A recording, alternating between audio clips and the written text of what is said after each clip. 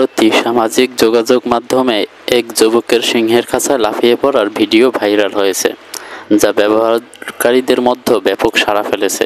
তবে ঘটনাটি মূলত 2019 সালে ভারতের দিল্লির এক চিড়িয়াখানার হলেও নতুন করে প্রকাশের পর তা আলোচনার জন্ম দিয়েছে।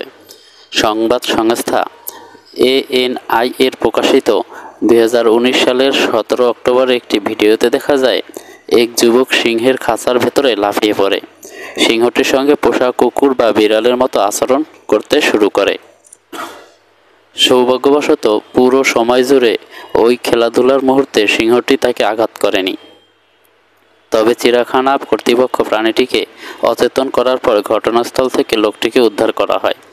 এরপর তাকে আটক করে পুলিশের হাতে তুলে দেওয়া হয় বলে জানা গেছে।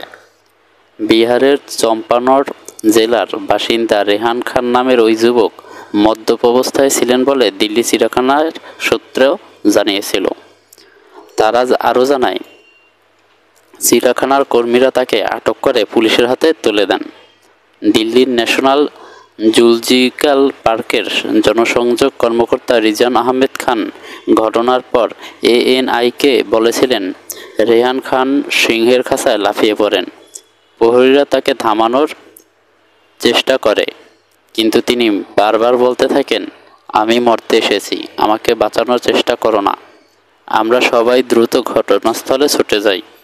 তাকে একটি সিঁড়ি দেওয়া হয়েছিল, কিন্তু তিনি শুনলেন না। পরে আমরা সিংহকে অচেতন করে তাকে উদ্ধার করি। এদিকে গত 17 আগস্ট ফেসবুকে মিয়াও মিয়াও নামের একটি পেজে ভিডিওটি নতুন করে প্রকাশ করা হয়।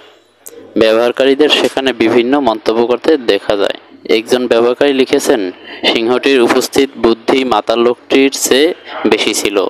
অন্য আরেকজন লিখেছেন, ওই সিংহটা বোকা নয়, সে জানতো যদি সে ওই লোককে স্পর্শ করে তাহলে সে মৃত সিংহ হয়ে যাবে। সে এখন খুব ভালোভাবে বেঁচে আছে।